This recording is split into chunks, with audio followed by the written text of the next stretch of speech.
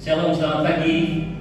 Shalom. Saya boleh melihat orang-orang yang bersuka cita pada pagi hari ini. Kita siapa akan memuji membesarkan nama Tuhan. Kita akan datang kepada Tuhan pada pagi hari ini. Mari kita bersatu di dalam doa. Terima kasih Tuhan, kami mengucap syukur buat pagi hari ini, buat kasih setia Tuhan yang selalu baru, rahmat Tuhan yang selalu baru dalam setiap kehidupan kami ya Tuhan. Oleh karena itu Tuhan, kami pada pagi hari ini datang dengan hati yang rindu untuk memuji dan membesarkan nama-Mu. Biarlah kami terus memiliki hati yang menyembah, hati yang rindu akan hadir-Mu ya Tuhan. Saat ini kami akan memulai ibadah kami. Kiranya Tuhan bertahta atas setiap pujian kami. Engkau hadir memenuhi setiap hati kami. Ketika kami boleh menaikkan setiap pujian kami, nama Tuhan ditinggikan, nama Tuhan diagungkan. Oleh karena itu, ibadah ini kami buka di dalam nama Tuhan Yesus. Haleluya. Amin. Haleluya. Mari kita datang kepada Tuhan dengan segenap hati kita. Haleluya.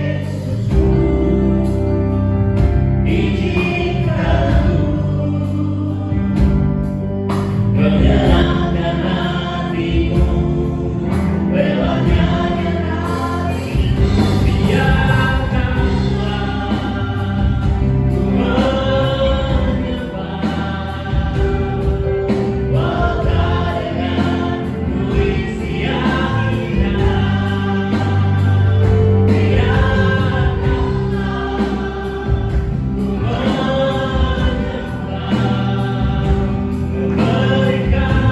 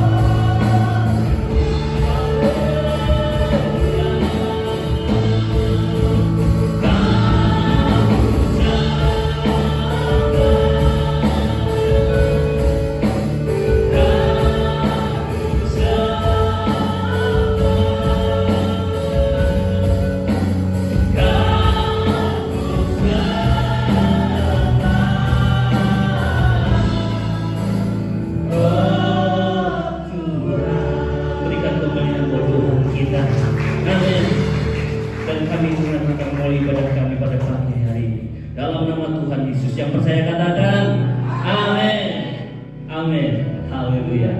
Saya percaya bahwa kita lebih daripada pemenang karena Tuhan kita hebat, Tuhan kita dahsyat. Amin. Kayaknya baru 4 orang. Tuhan kita dahsyat. Amin. Anak muda, jangan suaranya harus kita keraskan. Amin. Berkuasa di bumi di surga. Tuhan kita. Haleluya.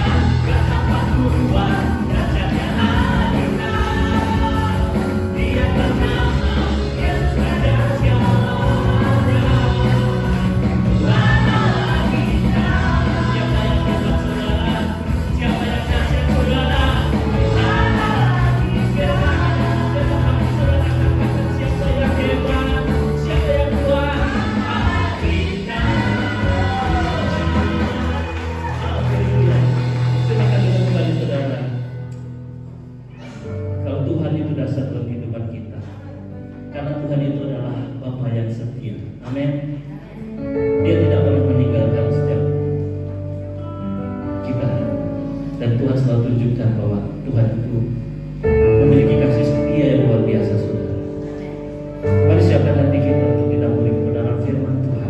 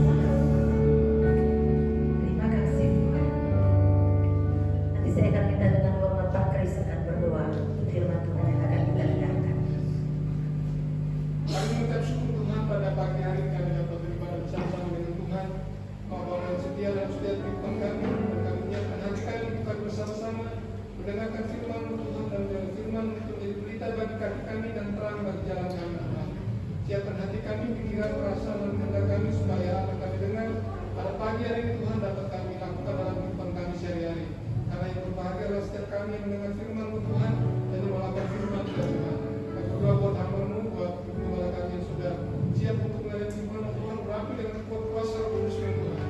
Bila apa disampaikan Tuhan, Tuhan memimpin, Tuhan menolong, supaya semuanya Tuhan berjalan dalam kehendak Tuhan. Terima kasih Bapa, kami siap hati kami untuk mendengarkan firman-Mu di dalam nama Tuhan Yesus Kristus. Firman Allah hidup, kami sudah berdoa dan kami sudah mengucap syukur. Amin. Amin. Puji Tuhan, silakan duduk. Ada sukacita pada pagi hari ini, saudara? Amin. Berikan senyum yang terbaik kepada orang yang ada di kiri kanan saudara. Katakan, engkau baik, engkau luar biasa. Ya. Puji Tuhan. Hari ini saya akan berbicara mengenai satu topik dan dari minggu kemarin waktu saya lagi duduk di situ, tiba-tiba ada satu kalimat yang muncul di dalam otak saya sementara Ibu Dewi berkhotbah, dan kalimat itu menjadi judul khotbah saya hari ini. Celakalah aku jika aku tidak memberitakan Injil. Celakalah aku jika aku tidak memberitakan Injil. Mungkin Bapak Ibu Saudara berpikir, aduh, itu tema kok berat amat gitu ya. Tapi saudara, kalimat ini bukan kalimat saya. Tetapi kalimat ini, saudara percaya nggak kalau kalimat ini ada di dalam Alkitab? Ada yang pernah baca di dalam Alkitab kalimat itu? Ada. Siapa yang tahu itu kalimatnya siapa? Rasul Paulus. Ya. Jadi waktu saya mendengar khotbah, saya itu kalimat itu terngiang-ngiang di dalam hati saya, di dalam pikiran saya, dan saya jadikan itu sebagai tema khotbah hari ini. Dan untuk membuktikan bahwa kalimat ini memang bukan kalimat Ibu Lina, tapi kalimat ini ada di dalam Alkitab, kita buka di dalam 1 Korintus pasal 9 ayat 16. Karena jika aku memberitakan Injil, aku tidak mempunyai alasan untuk memegahkan diri, sebab itu adalah keharusan bagiku. Celakalah aku jika aku tidak memberitakan Injil. Kita baca sama-sama kalimat itu. 1, 2, 3. Celakalah aku jika aku tidak memberitakan Injil. Waduh saudara, mungkin bilang, aduh, saya sedang mengatakan kalau saya tidak beritakan Injil, ini saya celaka. Saudara, saya berpikir, kenapa Rasul Paulus sampai membuat pernyataan seperti ini? Dan kalau saya bertanya kepada saudara, berani nggak saudara berkata seperti Rasul Paulus, celakalah aku jika aku tidak memberitakan Injil? Mungkin sebelum mendengar khotbah ini, mungkin kita mengatakan, saya nggak berani. Tetapi kenapa Rasul Paulus membuat pernyataan seperti itu, dan siapa sih Rasul Paulus? Sedikit latar belakang, minggu yang lalu Ibu Dewi sudah menyinggung mengenai siapa Rasul Paulus. Rasul Paulus adalah seorang yang tadinya penganiaya jemaat. Dia seorang yang menangkap orang-orang yang percaya kepada pemberitaan Injil, dan menangkap orang-orang yang berusaha untuk memberitakan Injil, dan menangkap dan memasukkannya ke dalam penjara.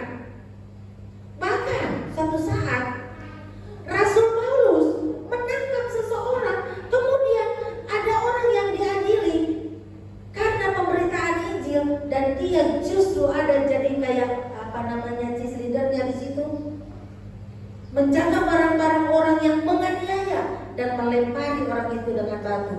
Dia adalah Stefanus, martir pertama, dan Rasul Paulus ada di sana. Tetapi apa yang terjadi?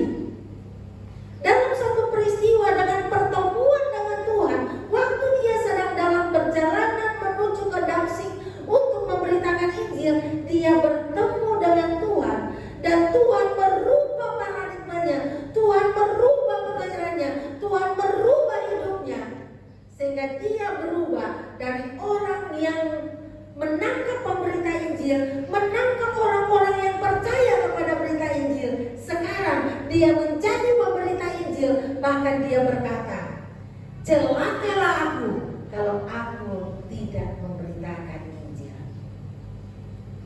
Saudara, kenapa sampai Rasul Paulus berani mengatakan, celakalah aku jika aku tidak memberitakan Injil?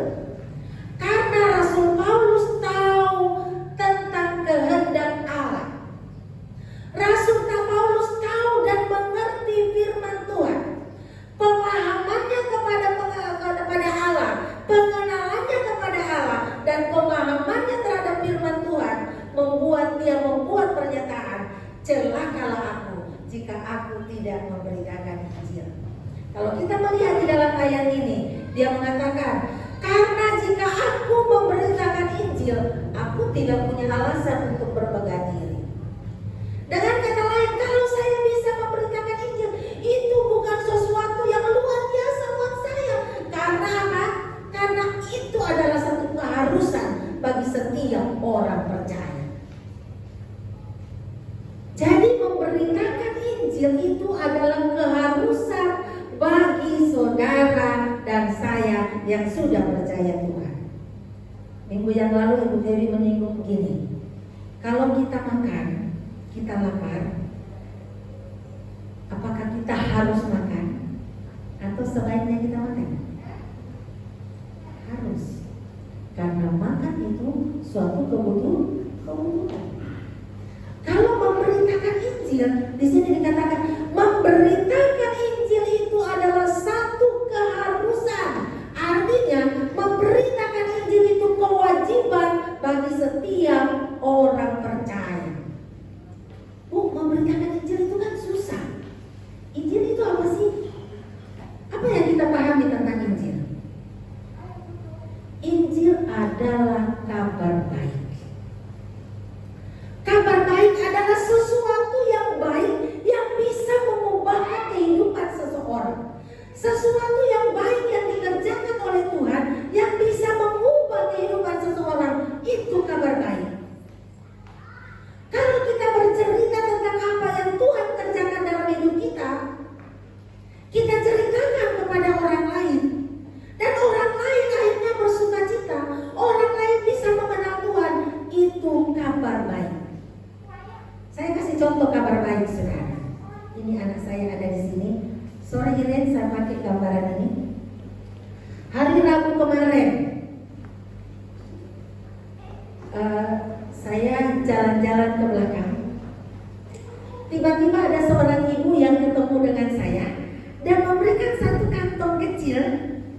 Ternyata isinya kue bulan, saudara. Saya bawa pulang ke rumah, saya taruh di atas meja. Iren pulang kerja, dia lihat begini, Mama, ada kue bulan. Dia cerita, hari itu dari pagi dia pengen sekali makan kue bulan. Sampai dia tanya sama Shelly, di mana bisa beli kue bulan ya? Tapi ternyata Tuhan tahu keinginannya, Tuhan tahu apa yang diinginkannya, dan dia memang pengen banget. Dan ternyata sebelum dia meminta, Tuhan sudah sediakan di rumah, dan dia langsung potong dan dia makan. Itu adalah pemeliharaan Tuhan. Waktu kita cerita kepada orang lain, kita ceritakan bagaimana Tuhan menyediakan kebutuhan kita, itu kita sedang menceritakan kabar baik. Dengan demikian orang tahu, oh iya, Allah orang Kristen adalah Allah yang selalu peduli. Amin, saudara. Nah, jadi Rasul Paulus mengatakan, celakalah aku jika aku tidak memberitakan Injil. Kenapa? Kembali lagi, karena pengenalannya akan Allah dan pemahamannya akan firman Tuhan, akhirnya dia membuat pernyataan seperti itu. Nah, mari kita lihat, kenapa sih Rasul Paulus sampai mengatakan demikian? Kita buka jawabannya. Yang pertama ada di dalam Yohanes pasal 14 ayat yang ke-15.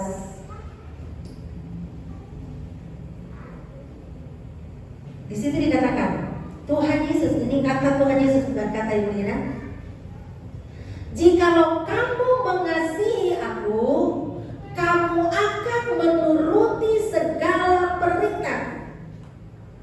Rasul Paulus memahami ayat ini dengan benar. Rasul Paulus ingin melakukan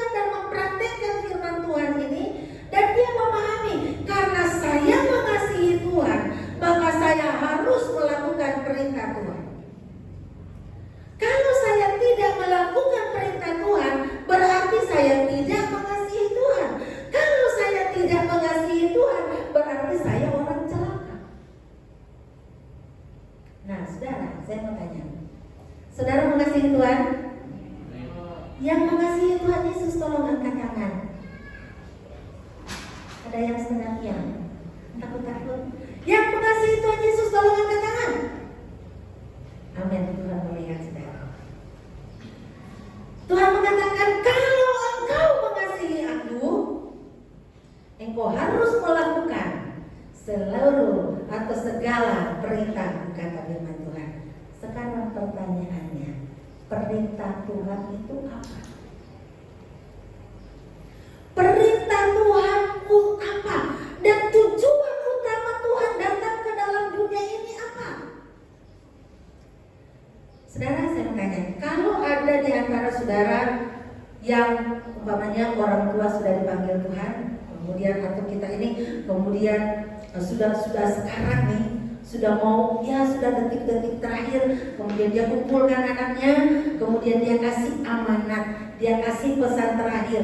Adakah di antara saudara yang akan mengatakan begini, udahlah itu perintahnya mama yang terakhir itu gak usah dilakukan, itu juga sudah, namanya juga sudah gak ada. Ada gak yang berpikir seperti itu? Ya, apa yang kita lakukan? Biasanya orang akan sangat berusaha dan berjuang untuk melakukan amanat terakhir dari orang yang kita kasihi, betul? Bahkan kadang begitu sulit untuk kita lakukan, tetapi demi menghormati orang yang sudah pergi, kita rela melakukannya. Dan ada satu perintah Tuhan Yesus, sebenarnya dua, yang sering kita sebut dengan amanat agung dan perintah agung. Saya sudah membacakan di minggu yang pertama, minggu yang kedua. Amanat agung dan perintah agung. Amanat agungnya apa? Pergi, jadikanlah semua bangsa muridku. Bagaimana mungkin mereka bisa menjadi murid kalau mereka tidak percaya kepada Yesus? Ini khotbah kita di minggu lalu. Bagaimana mungkin mereka bisa percaya kepada Yesus kalau tidak ada orang yang memberitakannya? Nah sekarang, siapakah yang akan memberitakannya? Tuhan bicara kepada Yesaya dan Yesaya mengatakan, Tuhan ini aku, utuslah aku. Rasul Paulus melihat ini sebagai perintah dari Tuhan Yesus, dan itu sebabnya dia mengatakan, kalau saya tidak memberitakan Injil, saya celaka. Kenapa? Karena ini amanat aku. Nah, kita yang mengasihi Tuhan, apakah kita sungguh-sungguh mengasihi Tuhan? Kalau kita mengatakan saya sungguh-sungguh mengasihi Tuhan, apa buktinya? Kalau orang muda lagi pacaran, laki-laki ada maunya, minta deket-deket sama si cewek, kemudian dia akan mengatakan, kamu mengasihi aku enggak? Iya. Apa buktinya? Biasanya kalau dia katakan, apa buktinya bahwa kamu mengasihi aku? Maunya supaya dia bisa dirangkul, bisa dipeluk. Tapi itu bukan yang Tuhan mau. Kalau kita mengatakan aku mengasihi Tuhan, Tuhan bilang mana buktinya? Apakah engkau sungguh-sungguh mengasihi aku? Apakah engkau melakukan perintahku, yaitu memberitakan Injil? Itu yang pertama. Rasul Paulus tahu bahwa karena saya mengasihi Tuhan, maka saya harus melakukan perintahnya. Perintahnya yang pertama adalah jadikanlah semua bangsa muridku. Rasul Paulus memahami juga bahwa mengasihi Tuhan itu bukan hanya mengasihi Tuhan dengan cara melakukan itu, tetapi dia juga tahu bahwa kalau saya mengasihi Tuhan, saya harus melakukan perintahnya. Dan firman Tuhan katakan, kasihilah sesama manusia seperti dirimu sendiri. Karena dia menyadari bahwa mengasihi sesama berarti kita tidak mau melihat orang yang kita kasihi celaka, betul? Saya kasih gambaran begini. Apa yang akan saudara lakukan seandainya saudara sedang berjalan menuju ke suatu tempat, tiba-tiba ada orang buta. Orang buta yang sedang berjalan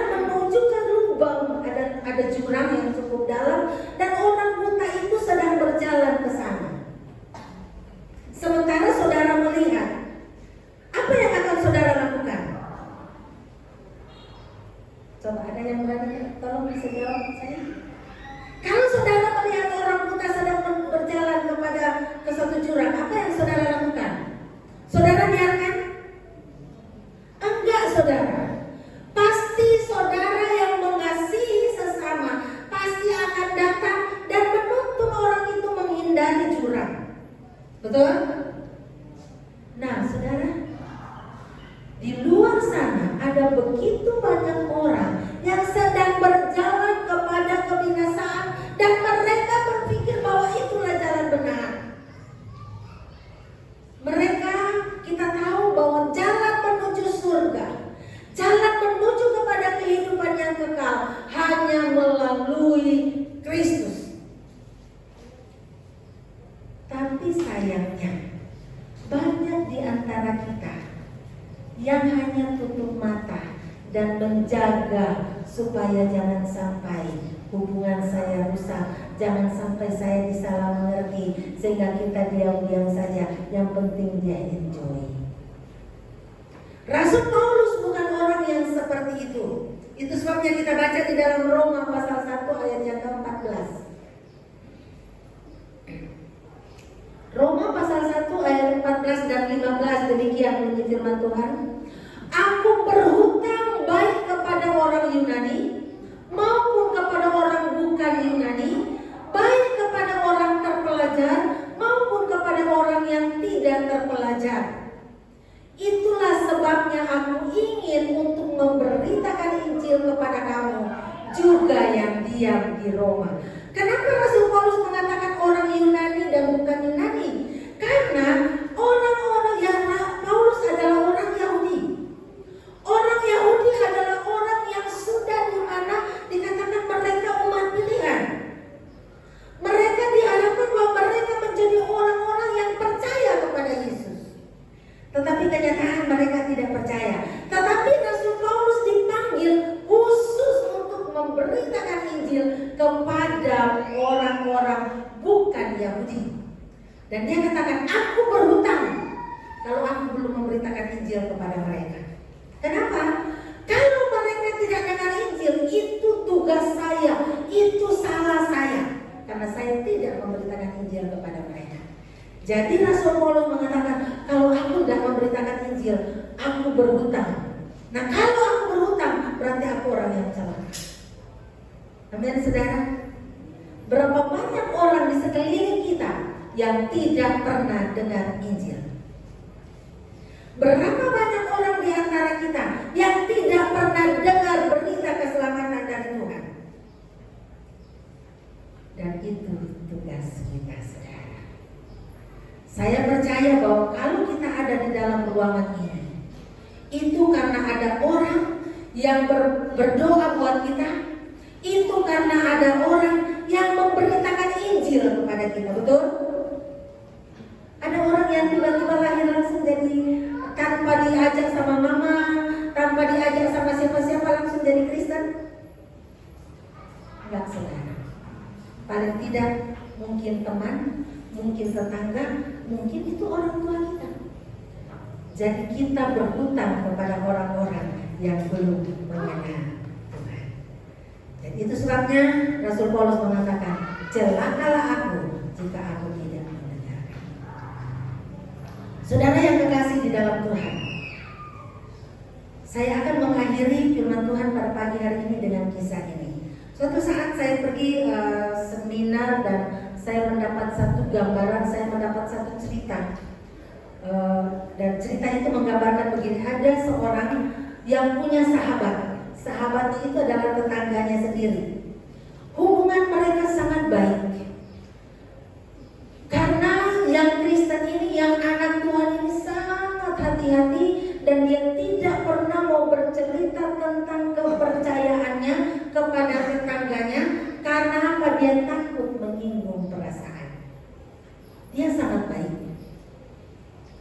Kemudian dia selalu menolong. Jadi mereka saling menolong lah. Pokoknya mereka sudah kayak seperti saudara sendiri. Tetapi satu kali pun tidak pernah bercerita tentang keyakinannya tentang Tuhan kepada tetangganya. Kemudian singkat cerita suatu saat mereka dua meninggal. Nah, kita tahu Alkitab mengatakan bahwa orang yang tidak percaya, yang tidak mengenal Tuhan kemana, dia ada di tempat yang tidak menyenangkan, di tempat yang sangat penuh dengan penderitaan. Yang satu ada di tempat yang menyenangkan. Kemudian Alkitab mencatat ini, kita lihat contoh kasusnya Lazarus dan orang kaya. Kemudian ternyata dari tempat orang kaya itu, dari tempat yang tidak menyenangkan itu bisa lihat kepatuhan Abraham.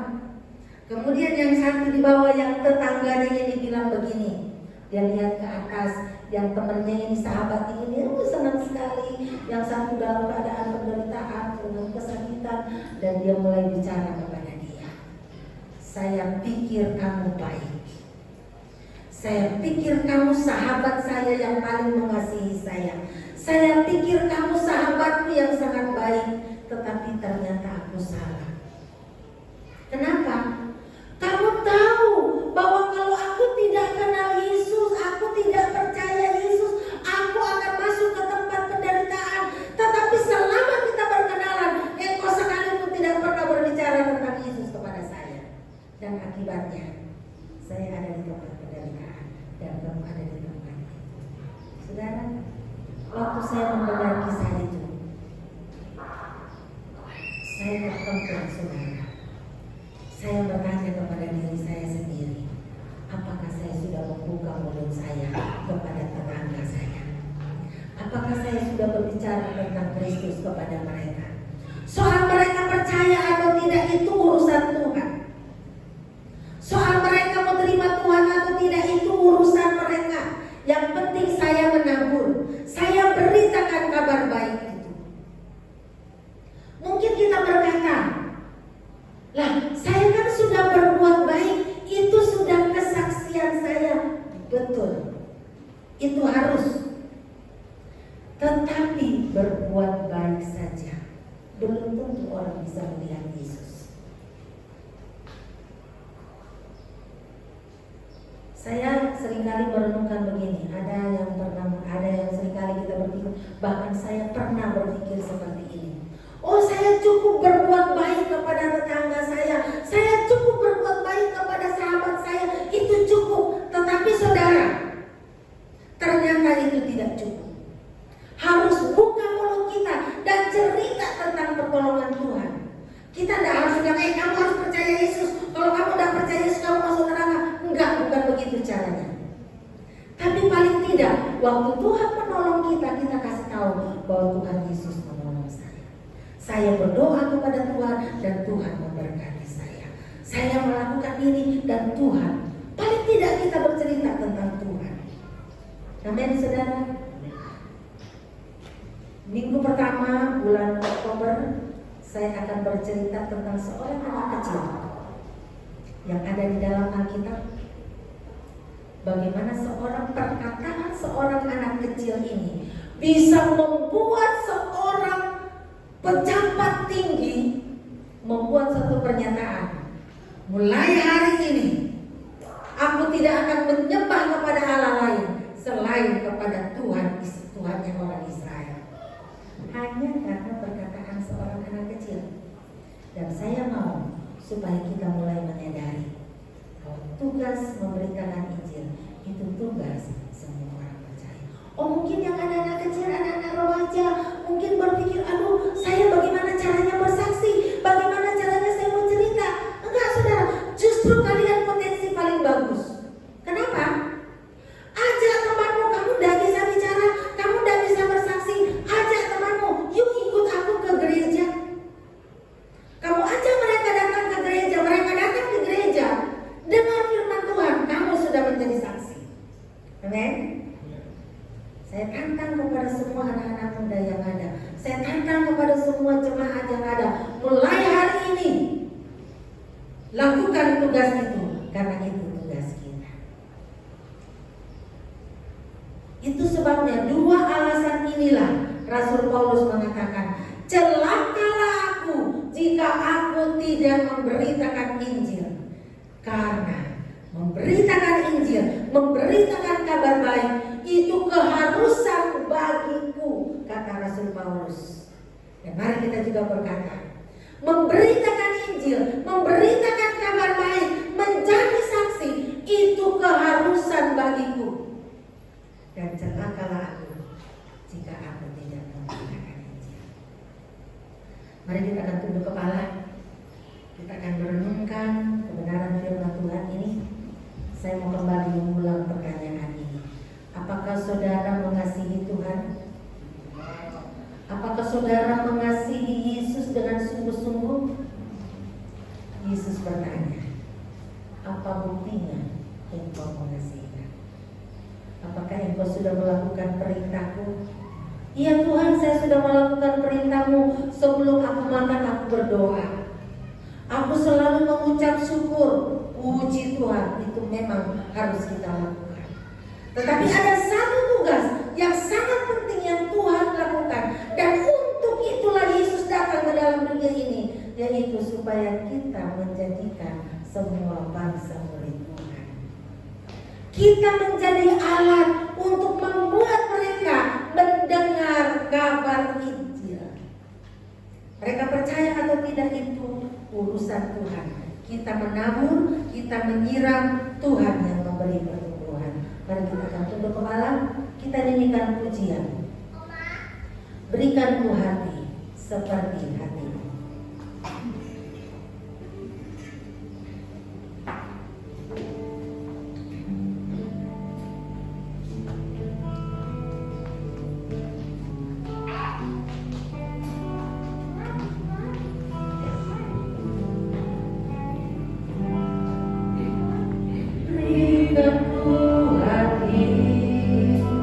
Seperti hatimu yang penuh dengan belas kasihan, berikanku mata seperti matamu, memandang buaya di sekelilingku.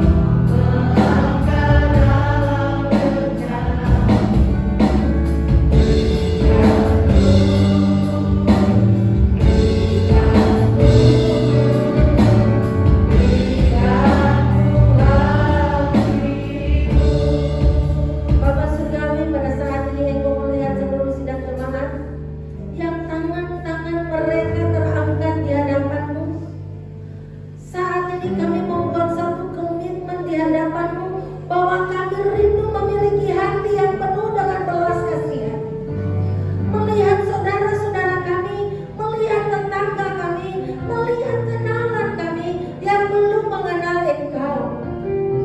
Tuhan, berikan kami kemampuan untuk menjadi saksi-Mu, untuk membuka mulut kami dan bercerita tentang kebaikan-Mu, bercerita tentang karya-Mu kepada mereka. Biarlah Tuhan akan menaruh nama di dalam hati kami. Siapa yang Tuhan mau kami ceritakan tentang kasih-Mu hari ini, pertemukan kami dengan mereka. Tuhan, hamba berdoa buat seluruh sidang jemaat-Mu. Hamba berdoa buat anak-anak muda. Hamba berdoa buat setiap jemaat, ibu-ibu, bapak-bapak, bahkan anak-anak sekalipun. Tuhan, tolong kami. Jadikan kami alat. Dan biarlah kami dapat berkata seperti Rasul Paulus, memberitakan Injil itu satu keharusan bagiku, dan celakalah aku jika aku tidak memberitakan Injil. Terima kasih Tuhan.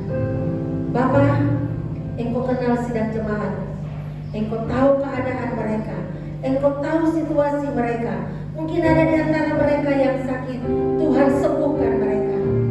Mungkin ada di antara mereka yang kekurangan, Tuhan cukupkan kebutuhan mereka. Mungkin ada di antara mereka yang saat ini sedang membutuhkan uluran tangan-Mu. Biarlah Tuhan akan memakai kami untuk menjadi tangan-Mu yang terulur buat mereka. Kami berdoa secara khusus buat acara pemberkatan nikah yang nanti akan dilaksanakan. Tuhan tolong, Tuhan campur tangan, Tuhan hadir, sehingga acara pemberkatan nikah saudara Yonanda dan Silvana akan berjalan dengan baik. Kami berdoa secara khusus buat sahabat kami Intania yang saat ini kehilangan emaknya yang dia kasihi. Tuhan tolong, Tuhan hiburkan, dan Tuhan pakai Intania untuk menjadi berkat bagi keluarga besar. Tuhan, ini doa kami. Kami berdoa buat pemerintah kami. Kami bersyukur buat perlindungan-Mu atas pemimpin-pemimpin kami. Kami bersyukur untuk hikmat yang Tuhan berikan kepada mereka. Tuhan beri hikmat kepada mereka untuk dapat memimpin bangsa ini, sehingga bangsa ini dapat dipimpin menuju kepada masyarakat yang adil dan makmur sesuai dengan cita-cita Pancasila. Terpujilah nama-Mu Bapa. Bapa kami yang di surga, dikuduskanlah nama-Mu, datanglah kerajaan-Mu, jadilah kehendak-Mu di bumi seperti di surga. Berikanlah kami pada hari ini makanan kami yang secukupnya, dan ampunilah kami akan kesalahan kami, seperti kami juga sudah mengampuni orang yang bersalah kepada kami. Dan janganlah membawa kami ke dalam pencobaan, tapi lepaskanlah kami daripada yang jahat. Karena Engkau yang mempunyai kerajaan dan kuasa dan kemuliaan sampai selama-lamanya. Angkatlah kedua tangan saudara di hadapan Tuhan dan terimalah berkat Tuhan. Memberkati Engkau dan melindungi Engkau. Tuhan menyinari Engkau dengan wajah-Nya dan memberi Engkau kasih karunia. Tuhan menghadapkan wajah-Nya kepadamu dan memberi Engkau damai sejahtera. Kiranya damai sejahtera Allah yang melampaui segala akal menguasai hati, pikiran dan perasaan kita mulai hari ini sampai Maranatha Tuhan Yesus datang kembali. Haleluya.